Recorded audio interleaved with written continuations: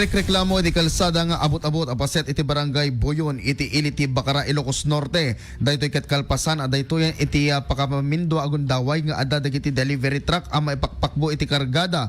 Kuna ni Mrs. Vilma Acosta anabayagdan a problema daytoy gaputa intultuloy dalata nga abutan iti agsinumbang iralin iti kalsada embatad iti nadakamat a residente amarigatan dagiti drivers ang mangimaneho kadagiti luglugan dagapo kadagitoy nga abot nga isu ti pakaberjan iti lako kang runaan kadagiti agdal deliver iti mainom kunana ngawan iti gandat namang perdi iti proyekto ti gobyerno babaen iti panagipost na iti biyang ti social media no di kayat talaeng nga mariingan iti kontraktor ang mga obra iti daytoy a kalsada gaputa adon dagiti maperperwisyo mainag iti daytoy ket dukduk talenda no siya sino ti kontraktor iti daytoy a kalsada ngem agpapan kadagitoy ket saan dapay nga ammo no siya sino iti nadakamat a kontraktor.